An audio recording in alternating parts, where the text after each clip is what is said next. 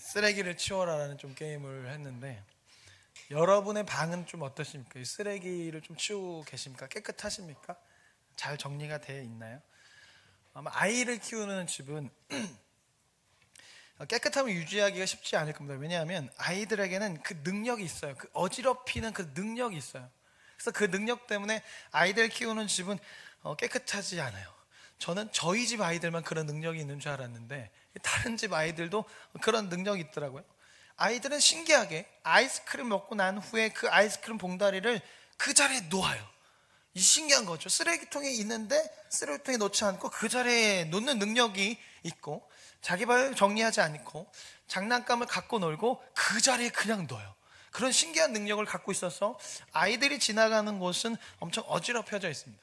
그래서 저희 집에서도 그런 일들이 자주 벌어져서 제가 아주 가끔씩 아이들 방을 청소할 때가 있어요. 도저히 못 보겠다, 와 미칠 것 같다, 그런 상태가 되면, 야 저거는 아이들이 도저히 청소할 수 없겠다 싶으면 제가 가끔씩 들어 정리해요. 그래서 가장 먼저 이제 책장에 있는 책을 싹 빼서 아이들 막 이렇게 놓고 막 이렇게 놓고 막 그냥 이렇게 누를 때가 있는 걸 다 빼서 똑바로 이렇게 세워놓고, 그리고 시리즈별로 이제 정리를 하곤 합니다. 그러고 나서 이제 봉다리를 하나 갖고 와서 이제 방바닥을 정리하기 시작해요. 이제 쓰레기 담고 아이들한테 물어봐서 이거 쓰는 거야, 안 쓰는 거야? 안 쓰는 건 버린다? 그래서 다 담고, 뭐 포켓몬 카드부터 시작해서 여러 가지 다 버리고, 그리고 이제 책상으로 올라와서 책상 정리를 싹 합니다. 그리고 아이들 불러서 말해요. 자, 아빠가 청소를 다 했어. 정리를 다 해놨으니까 앞으로는 이 상태를 유지하면 돼. 그러니까 놀고 그것을 그대로 다시 갖다 놓으면 돼. 그러면 이 상태는 계속 유지될 거야 라고 이야기합니다. 근데 그 다음날 퇴근하고 돌아오면 어떻게 될까요? 다시 원상태로 돌아가 있어요. 다시 더러워져 있어요. 그럼 잔소리를 하고 야 치워 라고 해서 치워요. 그런데 그 다음날 되면 어떻게 될까요? 또 다시 더러워져 있어요. 다시 원상태로, 또 잔소리를 해요. 근데 그렇게 매일 반복하다 보니까 해도 소용이 없구나. 잔소리도 하고 혼도 내고 경고도 해봤지만 결국 똑같더라고요. 다시 돌아가는 거예요. 그래서 잔소리해도 바뀌지 않으니까 이제는 그러려니 하고 있고, 그냥 가끔씩 잔소리해서 야 청소해, 더럽잖아, 사람이 살기 위해서 청소해야 돼 라고 할 뿐이지 이것에 대해서 더 이상 경고의 말이나 혼을 내지 않습니다. 근데 왜 오늘 이런 이야기를 시작하냐면, 오늘 말씀에서도 이와 비슷한 것이 나오게 되는데, 지난 시간에는 6장 말씀 함께 같이 나눴습니다. 하나님께서 인간을 사랑하심으로 인해서 계속해서 인간을 번성케 하셨는데, 인간이 그것에 대해서 감사하지 않고 하나님을 떠나 살아감으로 인해서 의인이었던 노아와 그의 가족들만 남겨두고 나머지 사람들에게는 물로 인한 심판이 임하게 됩니다. 그리고 오늘 말씀 9장은 이제 그 심판, 정확히 말하면 심판이 아니고 창조입니다. 재창조 사건이 일어나고 난 후의 내용이에요. 계속 비가 내렸고 그 비로 인해서 온 세상이 물로 덮였습니다. 그래서 지상에 있는 모든 생물들은 그 홍수로 인해서 다 죽고 사라졌죠. 폭력과 약탈을 일삼던 사람들도 사라졌고, 시기와 질투와 복수심으로 인해서 다른 일을 해치는 그런 사람들도 사라졌어요. 모든 것이 깨끗하게 청소가 되었습니다. 우리가 재난 영화를 보면 홍수로 인해서 모든 것이 다 휩쓸려 가는 것을 보게 되잖아요. 지금은 그런 상황인 거예요. 홍수로 인해서 악한 사람들은 다 사라졌지만 자연 만물도 다 휩쓸려간 그런 상태. 어떻게 보면 노아가 서 있는 그 땅은 폐허가 싹 지나간 그 위에 서 있는 걸 수도 있는 거죠. 근데 이런 상황에서 노아와 그의 가족들이 하나님께 감사 예배를 드리는데, 8장 20절입니다. 화면에 있습니다. 8장 20절 말씀을 같이 한번 읽어보겠습니다. 시작.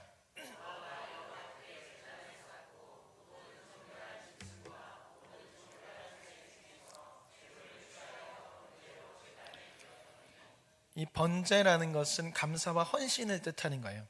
하나님께 감사한 마음을 드리고 그리고 나를 온전히 드리겠다는 표시가 번제입니다. 그러니까 노아와 그의 가족들은 지금 하나님 앞에 감사 예배를 드리는 것이고, 그리고 주님께 헌신하겠다고 예배를 드리는 겁니다.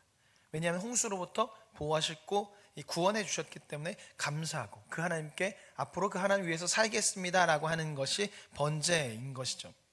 근데 하나님께서 이 번제를 받으시고 난 후에, 이 예배를 받으시고 난 후에 하시는 말씀이 있는데, 창세기 8장 21절입니다. 화면에 있습니다. 같이 읽겠습니다. 시작. 여호와께서 그 향기를 받으시고 그 중심에 이르시되 다시는 사람을 말미암아 땅을 저주하지 아니하리니 이는 사람의 마음이 계획하는 바가 어려서부터 악함이라. 내가 전에 행한 것 같이 모든 생물을 다시 멸하지 아니하리니. 하나님께서 노아의 예배를 받으시고 마음속으로 결단하시는데, 내가 다시는 사람 때문에 땅을 저주하지 않겠다, 내가 전에 한 것처럼 다시는 모든 생물을 멸하지 않겠다라고 결단을 하세요. 근데 그 이유가 되게 놀라운데, 그 이유가 사람의 마음의 계획이 어려서부터 악함이라 라고 말하고 있어요. 하나님께서 이 땅을 저주하시지 않겠다고 하시는데, 그 이유가 인간이 선해져서가 아니라 인간은 여전히 악하기에 앞으로도 또 그 악한 행동을 할 것이고, 그것을 계획할 것이고, 그것을 생각하시기 때문에 하나님께서는 이제 심판이 아니라 은혜로 붙드시겠다는 거예요. 율법을 주시고 그 율법을 지킬 수 있도록 은혜로 붙드시겠다는 거예요. 심판이 아니라는 거죠. 그래서 노아의 홍수를 보면 심판이 아니라 은혜로 세상을 다시 창조한 사건이라고 볼 수 있는데요, 우리가 1장에서 창조할 때 하나님께서 혼돈과 공허와 어둠이 깊은 가운데, 바다처럼 깊은 가운데 빛을 만드셨고 질서를 잡으셨고 세상을 창조하셨습니다. 그리고 그 세상에 인간이 살게 하셨죠. 노아의 홍수도 비슷합니다.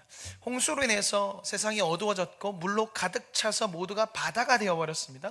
근데 하나님께서 어떻게 하세요? 그 물을 물러가게 하시고 땅이 드러나게 하십니다. 그리고 그 땅에 노아와 그의 가족들을 살게 하시는 거죠. 이것이 심판처럼 보이지만 사실은 은혜로 다시 시작할 수 있도록 하신 창조 사건이라는 거죠. 그래서 1장에서 창조 사건이 일어나고 난 후에, 사람을 지으시고 난 후에 하나님께서 그 인간에게 하셨던 축복의 말씀이 오늘 1절 말씀에서도 등장하는 겁니다. 먼저 1장 28절 말씀을 제가 읽어드리겠습니다. 화면에 있습니다. 하나님이 그들에게 복을 주시며 하나님이 그들에게 이르시되 생육하고 번성하여 땅에 충만하라.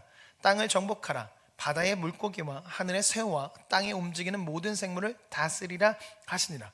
오늘 말씀 1절입니다. 하나님이 노아와 그 아들들에게 복을 주시며 그들에게 이르시되 생육하고 번성하여 땅에 충만하라.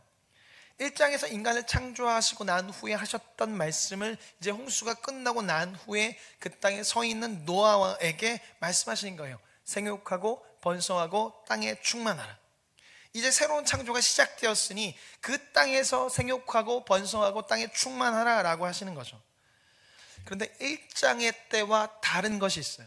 그게 뭐냐면 보시기에 좋았더라가 없습니다. 1장에서는 보시기에 좋았더라가 계속 나와요.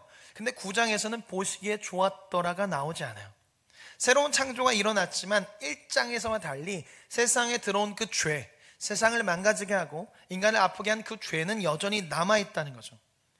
하나님께서는 홍수를 통해서 세상의 질서를 다시 잡으셨고 다시 창조하셨지만 인간의 본성인 그 죄를 그대로 두신 거예요. 이 세상에 들어온 그 죄, 그래서 인간 안에 들어와 있는 그 본성을 없애지 않으셨어요. 그것을 없애지 않으면 분명히 이전과 똑같은 일이 발생할 것을 아셨지만 하나님은 그렇게 하시지 않으셨습니다. 왜냐하면 하나님은 사랑이시거든요. 사랑 그 자체이시기 때문에 인간의 본성을 건드려서 하나님께서 원하시는 대로 움직이도록 하시지 않으셨어요. 로봇처럼 명령어를 입력해서 그것대로만 움직이도록 하시지 않으셨어요. 악성 코드가 들어왔네? 그걸 제하고 좋은 것만 넣어서 내 뜻대로 움직이도록 해야지가 아니라는 거예요. 하나님 인간을 너무나 사랑하셔서 흐트러진 있는 세상을 정리하시고 질서를 잡으셨지만 인간의 그 본성 자체를 건드리지 않으신 거죠. 인간은 또다시 실패할 것이고 질서를 또다시 깨트릴 것이고 또다시 넘어질 것을 하나님은 아셨지만 하나님이 그 본성을 깨트리지 않으셨어요. 하나님은 인간이 어떠해서가 아니라 그 자체로 사랑하시거든요. 그래서 하나님은 인간이 또 실패하고 또 넘어지고 또 다시 죄악을 저지를 것을 아셨음에도 그 상태에서 다시 시작하자라고 그렇게 하신 겁니다. 제가 어릴 적에 교회 안에서 자주 들었던 말은 뭐냐면 그런 말들이 있어요. 믿음이 없어서 그래 라는 것, 기승전 믿음이 없어서 그래 라는 말들을 많이 들었어요. 성경을 읽다가 궁금한 걸 물어보면 기도를 안 해서 믿음이 없어서 그래, 기도하면 다 믿어져, 이런 얘기를 많이 들었어요. 하나님이 계신 거니까 믿음이 없어서 그래, 기도하면 믿어져, 그런 얘기를 많이 들었어요. 그러다 어느 날 아시는 분은 아시겠지만 저에게 갑자기 우울증이 찾아왔죠. 우울증이 오면 걸려보신 분 아실 거예요. 아무것도 할 수가 없어요. 무기력해지고 불안해지고 아무것도 못해요. 찬양하기 힘들어요. 기도하기도 힘들고 예배하기도 힘들어요. 그래서 이런 것들을 좀 교회 분들하고 얘기했는데 기도 안 해서 그래. 기도하면 기도하면 괜찮아질 거야 라고 얘기하더라고. 요즘엔 좀 많이 바뀌었지만 당시에 교회 안에서 우울증은 믿음이 없어서 걸리는 거라고 그렇게 이야기를 했어요. 그렇게 듣다 보니까 다 사람들도 그렇게 생각하는 거죠. 우울증은 믿음이 없어서 기도 안 해서 걸리는 거야 라고 그렇게 생각하고 그렇게 이야기하는 거죠. 그래서 우울증이 걸려서 기도하는 것도 힘들고 찬양도 힘들 때 이제 교회에서 말하는 거죠. 기도하지 않아서 그래. 믿음이 없어서 그래. 기도하면 괜찮아질 거야 라고 그렇게 이야기하는 거죠. 그러다 보니까 제가 그런 얘기를 계속 들으니까 어떤 생각이 들으면 나는 진짜 믿음이 없나 보다. 나는 하나님의 사람이 아닌가? 나는 구원받지 못했나? 이런 생각까지 가는 거죠. 왜냐하면 주변에서 계속 저를 믿음 없는 사람이라고 말하고 이상한 사람이라고 말하니까, 기도하지 않는 사람이라고 말하니까 제가 그런 생각이 드는 거죠. 결국 이렇게 이것저것 하다가 어쩔 수 없이 상담센터를 찾았습니다. 기독교 상담센터를 누군가에게 추천을 받아서 상담센터를 찾았고, 검사 결과 강박증이 심하다라는 거, 강박증이 있고 우울증 중증 판정을 받고 상담을 받기 시작했어요. 근데 이 상담이 그렇게 오래 가진 못했습니다. 그러니까 처음 상담센터를 갔는데 제가 이천에서 살았으니까 버스를 타고 이제 올라가고 전철 타고 가다 보니까 시간이 좀 걸려서 화장실 중간에 못 갔고, 처음 그런 곳에 가보니까 긴장이 되잖아요. 그래서 화장실을 갔어요. 화장실에 갔는데 어떤 50대가 넘은 중반 아저씨가 있는 거예요. 근데 보통 사람이 옆에 오면 좀 조심스러워 하는데 이분이 뭘 하냐면 방구를 그렇게 끼는 거예요. 그것도 박박 방구 아시죠? 팍팍 하는 그 방구를 그렇게 끼시는 거. 보통 사람이 옆에 있으면 살살 방구를 끼던가 아니면 방구를 참을 텐데 방구를 엄청나게 빡빡 끼는 거예요. 얼마나 이제 여성들은 모를 수 있어요. 이 칸칸이 막혀 있어서 티가 안 나지만 남자들이 사용하는 소변기는 칸칸이 막혀 있지 않고 바로 옆에 있어요. 방구 냄새가 바로 날라올 수 있고 소리 다 들리거든요. 그래서 이 아저씨는 너무 공중 도덕이 없네, 매너가 없네 라고 생각하고 있었는데 방구를 엄청 끼더니 손을 닦고 나가셨어요. 그리고 저도 더러워 하고서 이 방구쟁이 아저씨 하고서 손을 닦고 이제 상담센터에 들어가서 앉아 있죠. 근데 이제 상담실로 들어오세요 라고 들어가는데 그 자리에 좀 전에 만났던 방구 아저씨가 제 앞에 있는 거예요. 저의 상담사가 그 방구 아저씨였던 거예요. 그러니 시작부터 이건 방구 아저씨 이런 거죠. 그러니까 처음부터 마음이 안 좋았는데 이분의 대화 방식이 제가 지금까지 들어왔던 것과 비슷한 거예요. 차수가 늘어날수록 왜 내 얘기를 안 믿어요? 왜 내 얘기를 안 믿냐? 지난번에 했던 얘기를 왜 또 하게 하냐? 왜 지난번에 했던 얘기를 믿지 않고 왜 나를 따라오지 않냐? 라는 얘기를 하는 거예요. 똑같은 얘기를 하는 거죠. 아니 그렇게 한 번에 얘기 듣고 믿어질 거면 거기 갔겠냐고. 내가 우울하지 마. 우울하지 말아야지. 그래서 이게 될 거면 거길 갔겠냐고. 안 되니까 갔겠죠. 안 믿어지니까 갔겠고 안 되니까 갔는데 왜 자꾸 나를 안 따라오고 자꾸 안 믿냐라고 하는 거죠. 그래서 한 5번 봤다가 이대로는 안 되겠다. 가서 혼나고만 오니까 이대로 안 되겠다 싶어서 이 상담을 받다가 그만두고 열심히 기도하자라고 그렇게 했습니다. 그러다가 제가 이제 있었던 선교단체 간사님께 이런 얘기를 했어요. 근데 이게 간사님의 반응이 좀 놀랐습니다. 교회에서는 믿음이 없어서 그래 라고 얘기하고 상담소에서도 왜 못 믿냐 라고 얘기했는데 이 간사님은 저를 그런 사람을 취급하는 것이 아니라 믿음 없는 사람을 취급하는 것이 아니라 당연한 사람으로 얘기하더라고요. 오선아, 그 당연한 거야. 괜찮아, 나도 그랬어 라고 그렇게 얘기하는 거예요. 갑자기 막 눈물이 나는 거죠. 그동안 이상한 사람으로 생각했고 이상한 사람이라고 그렇게 들어왔는데 괜찮아, 당연한 거야, 나도 그런 거랑 얘기를 듣고 눈에 보이는 하나님이 의심되는 것 당연한 거야 라는 그 얘기를 들었을 때 정말 큰 위로가 되고 힘이 되더라고요. 그리고 선교단체에서 만나는 간사님 몇 분에게도 저의 힘듦을 이야기했는데 만나는 간사님마다 저에게 말씀해 주셨어요. 이상한 거 아니라고, 당연한 거라고, 나도 그랬다고, 잘하고 있어, 기도할게요 라고 그렇게 이야기하시더라고요. 근데 삶이 힘들고 그러다 보면 나의 힘든 걸 누구한테 계속 얘기하고 싶어지거든요.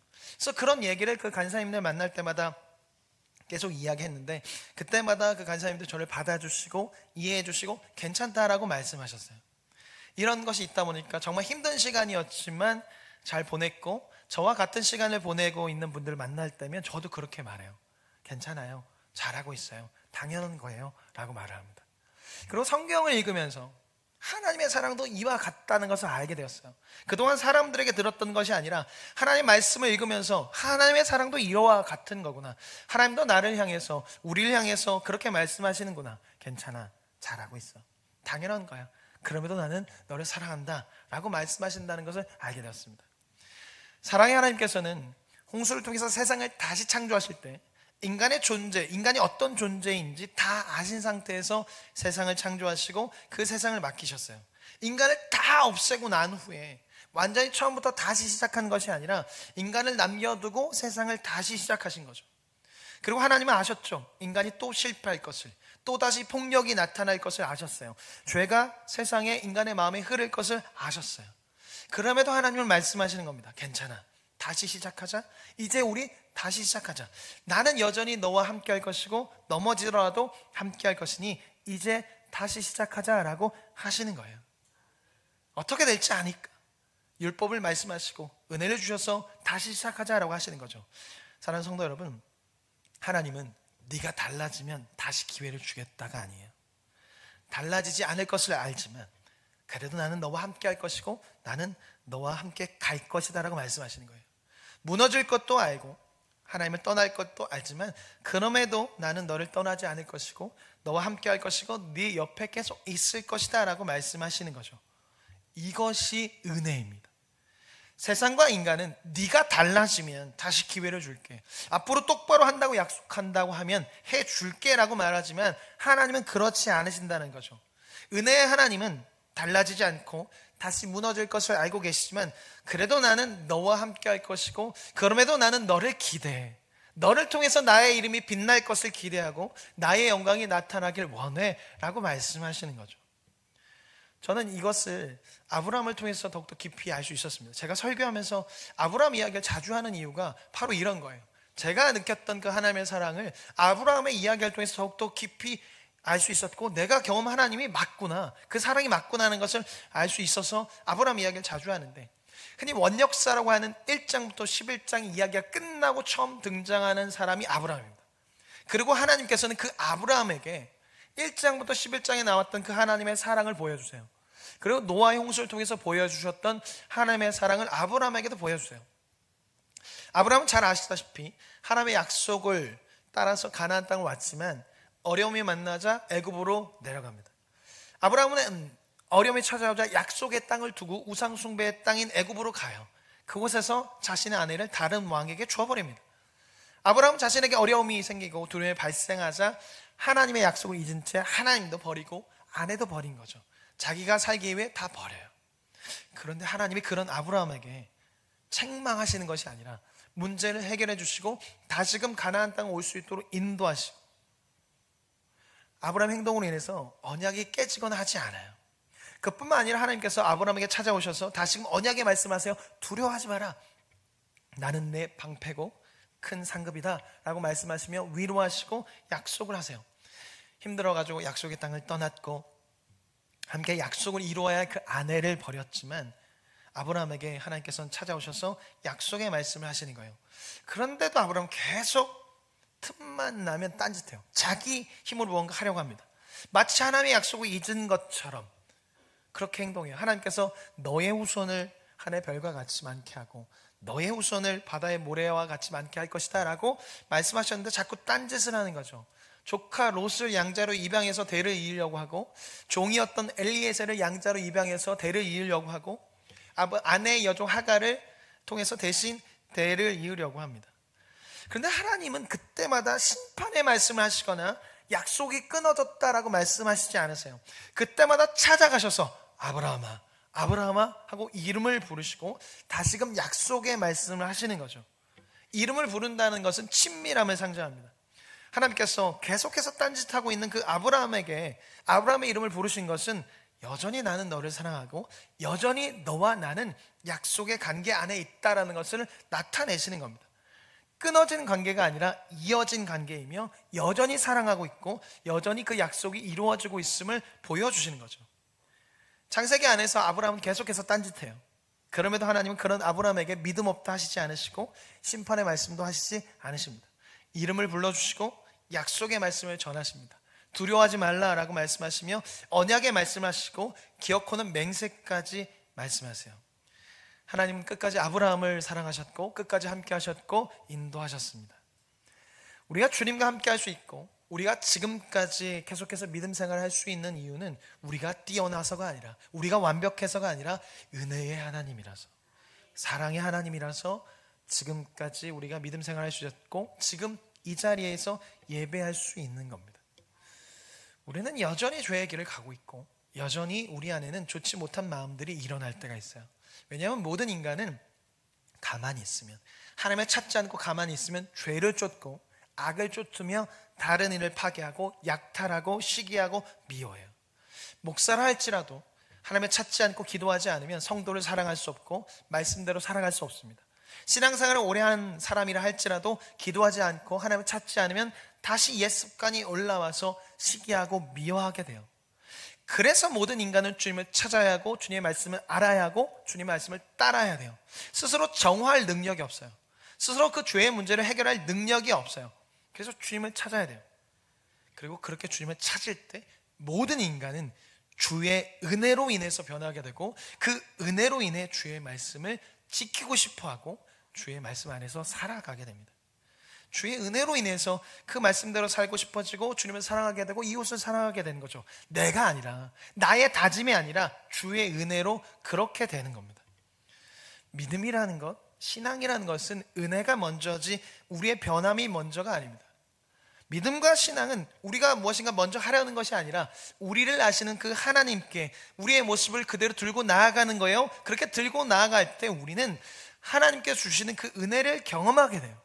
용납하신 하나님, 사랑의 하나님, 여전히 품어주신 그 하나님을 경험하게 돼요. 그러면 달라지게 되는 거죠. 하나님은 네가 달라지면 기회를 줄게, 네가 달라지면 은혜를 줄게가 아니라 나에게 와라, 내가 너를 안아줄게. 나에게 와라, 내가 너를 품어줄게. 어지러운 세상에서 어지러운 마음을 들고 와라, 내가 안아줄게 라고 말씀하십니다. 사랑하는 성도 여러분, 우리는 완벽하지 않아도 되고 완벽할 수도 없어요. 그래서 완벽한 교회도 없고 완벽한 성도도 없고 완벽한 목사도 없습니다. 그러나 완벽한 하나님이 계시기에 우리는 하나님께 나아갈 수 있고 그 완벽한 하나님께 나아갈 때 우리가 이 세상에서 살아갈 수 있는 거죠. 완벽한 하나님 앞에 우리가 완벽하지 못한 모습으로 나아온다 할지라도 하나님은 왜 그런 상태로 왔니? 왜 그 모양이니? 라고 하시지 않으세요. 그럼에도 왔구나 라고 말씀하시며 인도하시고 보호하시는 거죠. 예배는 그런 겁니다. 나를 사랑하는 하나님께 모든 것을 말할 수 있는 곳, 완벽하지 못한 나의 모습을 드리고 이 세상에서 지친 것을 들고 와서 토설하고 간구하는 것, 그래도 된다는 것을 경험하는 것이 예배입니다. 그래서 예배를 하면 하나님을 알게 되고 예배하면 하나님을 사랑하게 되고 예배하면 하나님께 순종하게 되는 거예요. 나를 받아주신 하나님을 만나게 되니까, 나를 사랑하신 하나님을 만나게 되니까, 나를 이해하시는 하나님을 만나게 되니까 말이죠. 우리는 이것을 기억하며 주님 앞에 나아가야 합니다. 그때 주님께서 그것을 보시고 만지시고 인도하시고 보호하실 겁니다. 예배는 완벽해서 드리는 것도 아니고 완벽한 상태로 와서 드리는 것도 아닙니다. 은혜를 붙들고 은혜를 구하는 자리입니다. 이것을 기억하고 여러분의 모든 것을 다 주님 앞에 드리고 내려놓으십시오. 그 내려놓고 그 드림이 우리를 새롭게 할 것이고 그것을 드릴 때 주님의 사랑을 경험하게 될 것이고 죄에서 멀어지게 될 것이고 사랑하는 주님을 위해서 말씀을 지키고 싶어지고 말씀 안에서 순종하며 살기를 소망하게 될 겁니다. 오늘도 나를 있는 그대로 드려 실패해도 괜찮아, 불평해도 괜찮아, 솔직해도 괜찮아 라고 말씀하시는 그 주님의 사랑을 알고 경험해서 하나님의 은혜와 위로와 평강과 사랑을 경험하는 시간이 되기를 예수님의 이름으로 간절히 축원합니다. 함께 찬양하고 기도하겠습니다. 아까 불렀던 찬양을 부를 텐데 은혜와 평강을 부어주십시오. 나는 약해서 주님의 은혜가 아니면 변할 수 없습니다. 주님의 평강이 없으면 불안할 수밖에 없고 힘들 수밖에 없고 쓰러질 수밖에 없으니 주님, 이 노래를 부를 때 은혜를 부어주시고 평강을 부어달라고, 또 생각나는 사람이 있다면 주님, 이 노래가 그분에게, 또 우리의 기도가 그분에게 평강이 되고 은혜가 되게 하시고 주님의 이름을 부를 때마다 그분의 이름을 주님께서 불러주셔서 은혜와 평강을 누리는 삶을 살아가게 해달라고 그렇게 기도했으면 좋겠습니다.